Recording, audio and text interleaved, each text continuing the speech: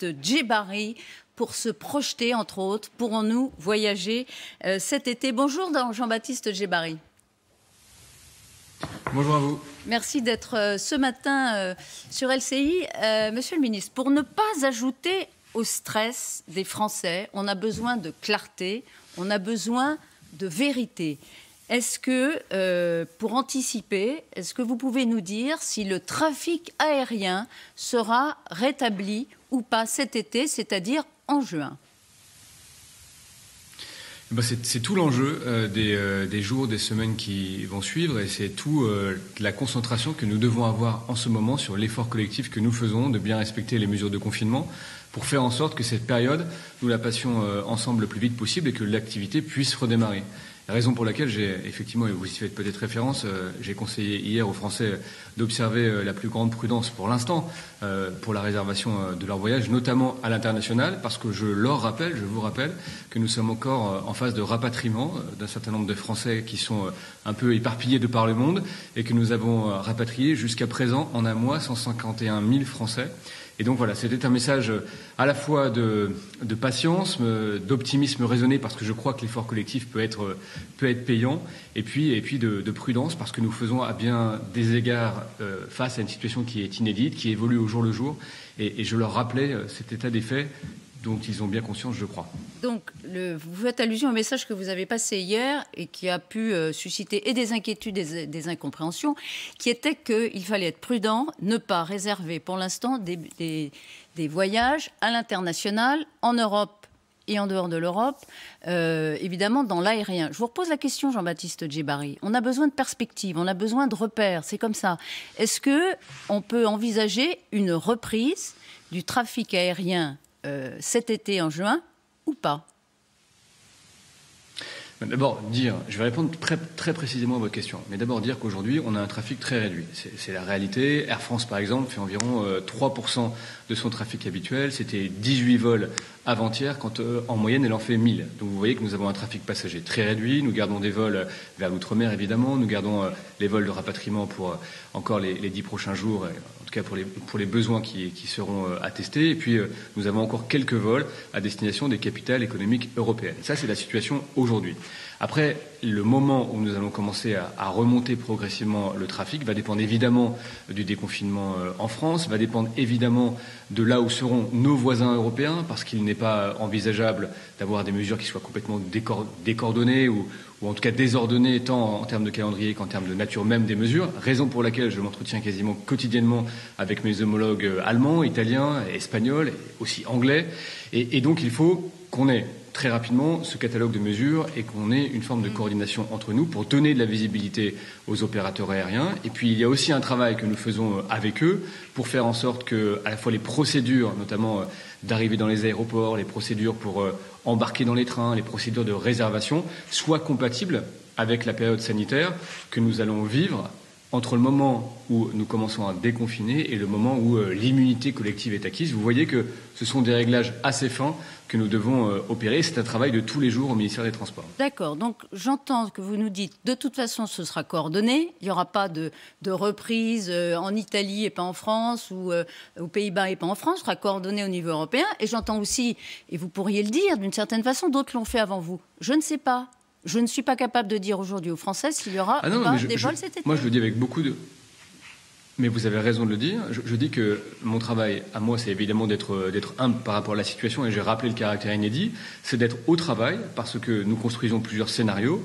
Et puis, je vais être encore plus, je crois, direct. Personne ne sait décrire ce que sera l'activité aéronautique dans 6 mois, dans 9 mois, dans 12 mois, pour beaucoup de raisons. D'abord parce que nous ne savons pas comment les Français, les Européens, les habitants du monde vont, entre guillemets, consommer de l'avion dans les mois qui viennent. Nous ne savons pas quelle sera la santé exacte des compagnies aériennes. Beaucoup de compagnies aujourd'hui sont en grande difficulté, et il est fort probable que certaines compagnies aient du mal effectivement à survivre, entre guillemets, à cette crise. Donc vous voyez toutes les incertitudes qui sont devant nous, et je le dis très humblement devant nous, nous ne connaissons pas, nous ne présageons pas l'avenir. Et mon travail à moi, c'est pas de rester dans cette forme d'incertitude passive, c'est bien de construire les hypothèses, les scénarios, et de faire en sorte que nous soyons prêts le moment où nous sommes en capacité de redémarrer. Alors donc, un peu d'humilité, on n'en sait rien du tout. Il y a des choses quand même que vous pouvez peut-être nous indiquer ce matin avec précision, Jean-Baptiste Djebbari. Vous dites, soyez prudents, ne réservez pas pour l'instant vos voyages pour cet été. On n'a aucune idée de la façon dont éventuellement ça peut reprendre. Mais il y en a qui avaient déjà réservé des billets. Ce matin, le directeur général de l'Association internationale du transport, Alexandre de Juniac, dans le Figaro, dit « Les compagnies aériennes ne rembourseront pas les billets qui ont déjà été achetés ». Or, il y a des associations de consommateurs qui disent « Ce n'est pas légal ». Qu'est-ce que vous allez faire ?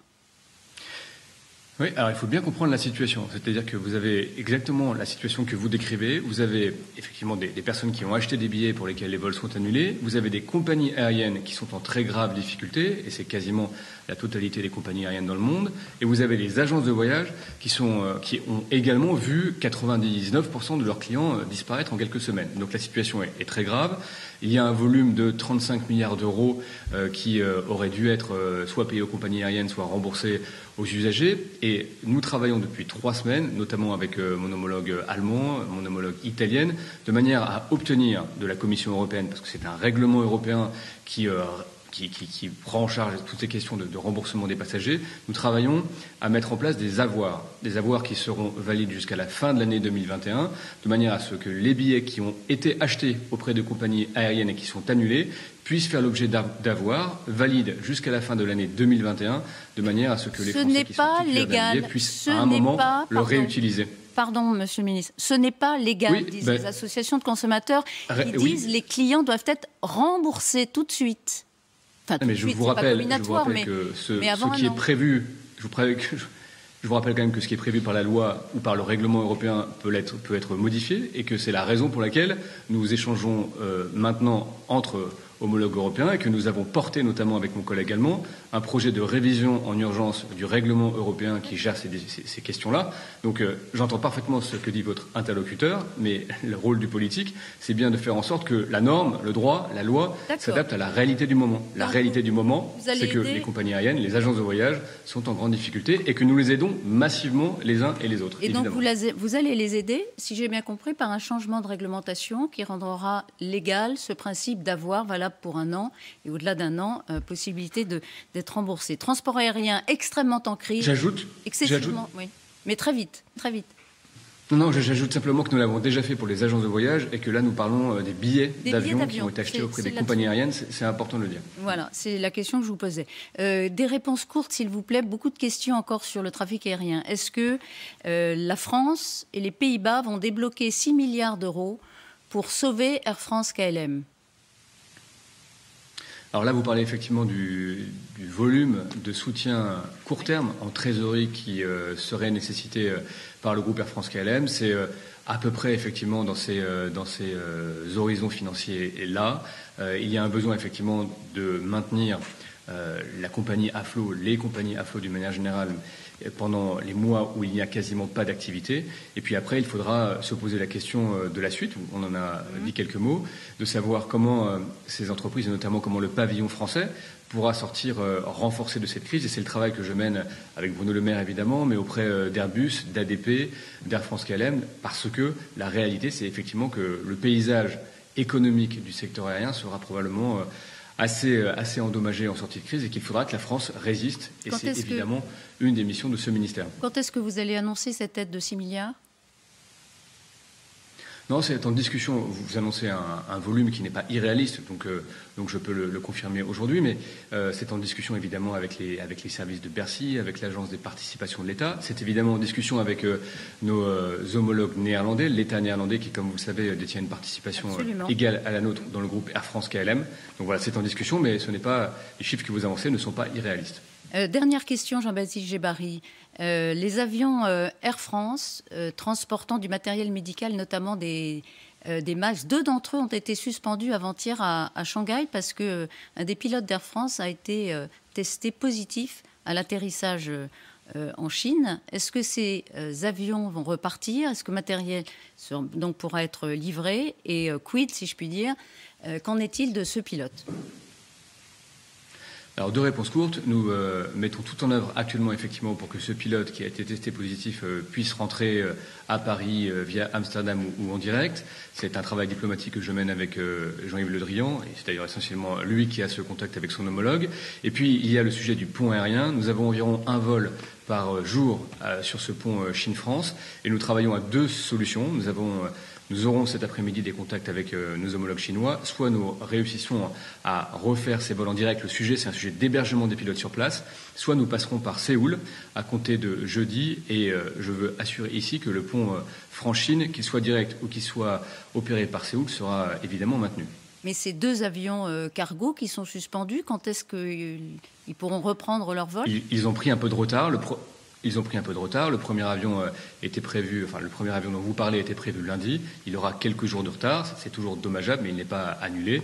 Il aura simplement du retard, et c'est tout ce que nous essayons d'accélérer en termes de procédure avec nos homologues chinois. Et ultime question, parce que c'est une question un peu polémique. Air France fait voler des pilotes qui vont en Chine sans qu'ils aient été testés.